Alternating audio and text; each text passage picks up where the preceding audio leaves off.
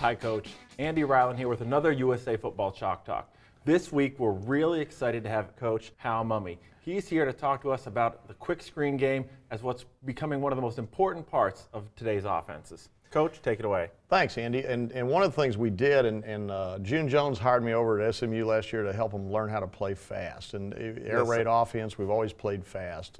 And it's really one of the hot topics right now. Offenses are trying to speed up and trying to get moving quicker on these defensive guys here. Mike Leach and I started doing this in 1991 at Iowa Wesleyan College, and it's kind of just filtered out. It's been fun to watch it grow. And I had a lot of fun putting it in at SMU this year and combining some ideas between the run and shoot and the air raid. But one of the things that's a staple, like you were saying, is the quick screen game. And what we've got up here is just our basic balanced set, 2 receivers to each side. We put the fullback in the pistol. You can put him anywhere. It doesn't really matter. And the hash mark, let's say we're on the left hash, and we've got kind of a split coverage 4-2 front. Now, what we do with this is, remember now we're playing really fast. We're getting up on the ball, and so we try to hold it to just like a one-hand signal. Yep. And they all know how to line up, and then we'll do something like this, and the quarterback knows, all right, check screen. And that's a great point for our younger coaches, especially at that junior high freshman level. The more complicated you make it, if I can say what I need in one-hand signal, let's get running. Oh yeah, get it going. So it's it's like one-hand signal for balanced or whatever you call doubles, and screen. One-hand signal for the play, and you're off. And then the quarterback now, he's up there. So now all he's going to do is direct the line. The great thing about the way we run this, and I've done it a lot of different ways through the years, Andy. Yep. But the best thing we found was you run the outside zone, which everybody likes to do that. Of course. And then just make that your quick screen blocking. And so the quarterback will come up, he'll get them on the line. Now a lot of times they don't get lined up like they should, but let's say in this case they were pretty disciplined. They got like this. So to the short side of the field over here, we've kind of got a bubble right here between the Willie backer and the corner. Yes, sir. Okay? And we maybe got the end. Maybe they're going to do some sort of little stunt right here. So what he's going to do is he's going to give our one-word call, which for us is just a boy's name with the right R or L in it. Yep. Okay. And we're going to quickly shift this fullback, and he's going to get at behind the tackle and about 3.5 yards deep. Okay. So really tight. I mean, he's up there pretty close. Now, is that one of the benefits of starting the pistol? Is now I can move him to either side real quick? Correct. And again, that's just real fast. Yep. We line up, he's back here, quarterback turns around and goes, I'm going screen, screen, screen. And he calls it out to the line. He just shifts. He doesn't even tell him or anything. He just does it on his own. Yep. Okay.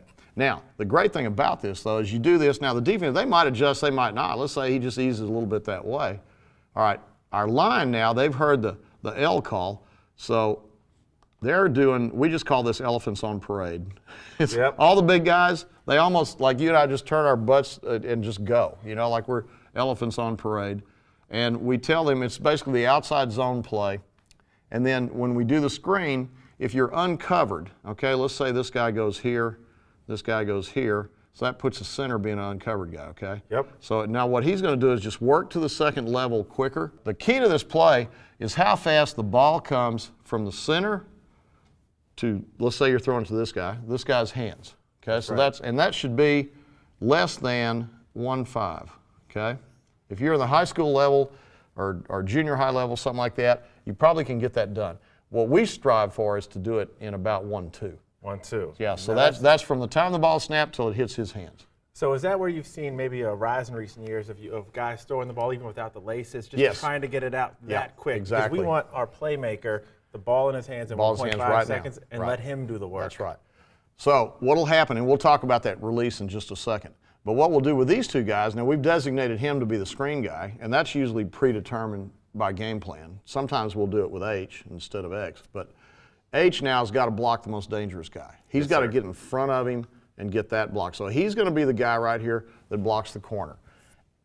All these guys are coming this way. They're just trying to cut off people. The F becomes the ace in the hole. Okay, so he's going to take a really, really flat outside release, almost run at that X like this, and then just get up the field and read whatever you see.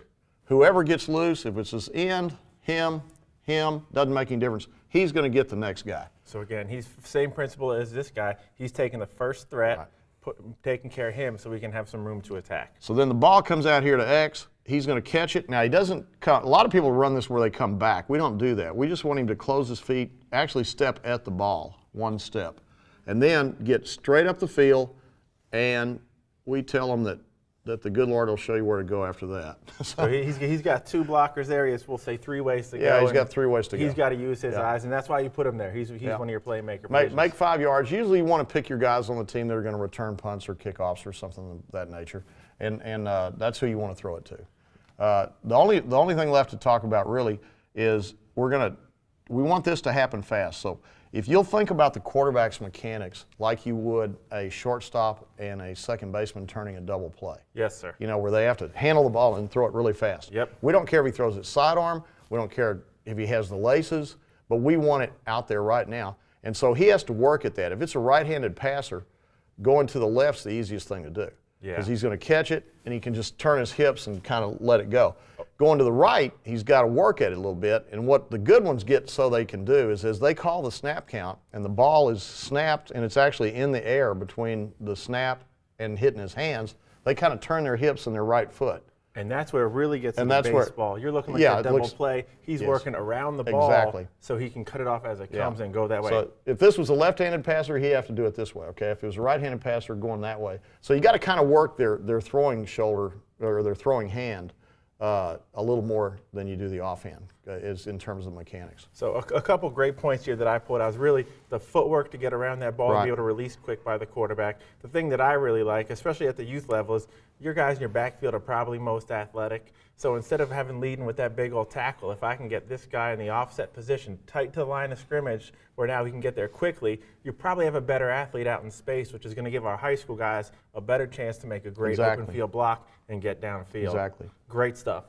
Coach, we hope this helps give you some ideas on how to work the screen game. Make sure your quarterback's footwork is right, get your best players in space, and if you can challenge an H-back, fullback, running back to be your lead blocker, allow him to use his athleticism to do so. As always, we thank you for joining us. We thank Coach Mumme. Take care, Coach, and good luck.